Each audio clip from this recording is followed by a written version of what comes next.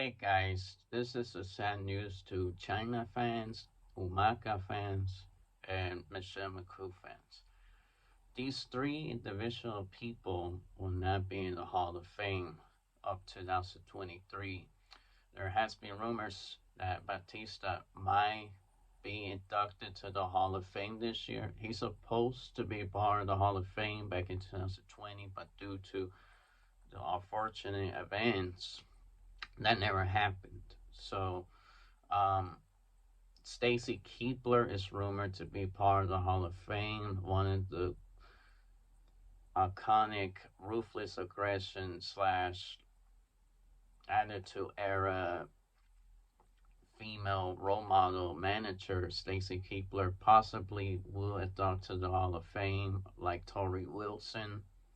And the sad part is Chyna and Umaga had two traumas with the WWE. Both these two individuals died due to drug overdose and depression throughout their careers. Chyna went to depression when she found out that Triple H was in love with Stephanie McMahon, and Triple H preferred Stephanie because the love bond between Chyna was dying down. He was starting to have feelings for Stephanie. It's no longer a fake romantic storyline anymore. It's now personal. And Triple H saw the opportunity to date Stephanie as the right decision he made. Now he's one of the lead operator of booking, um, talent relation president, I believe. He is now the leader of talent relations and the chief of operation. You know, Triple H make the right decision going to Stephanie McMahon's love life. Umaga had drug problems. He died due to drug overdose problems, and he had issues. As for Michelle McCool, she's a part timer, so that's why she would not be inducted. But Chyna keeps being blacklisted by the WWE. I know they just made a documentary so people can remember there was Chyna before Rhea Ripley's turning up the males side of wrestling, the professional wrestling of the male side. That Chyna was the first one to underestimate male talent wrestlers. She won the Intercontinental Championship one time, I believe. I think was the Intercontinental Championship. And she had many matches with men like Stone Cold Steve Austin, which I haven't seen these matches. As for Umaga, you'd think him being part of the Rock, Rikishi, Roman Reigns family, they would induct him to the Hall of Fame. But no, they still blacklisted Umaga, even though they have mentioned the man. They never honored Umaga when he passed away. They never honored him. He was one of those people that were blacklisted, like Andrew Martin, aka Test. Test and Umaga died the same year, and they both were blacklisted. There were not tributes. There was nothing, no mention of Umaga. Neither Andrew Martin, aka Test. Neither of these people got mentioned. Meanwhile, they mentioned people like disgraced people like um,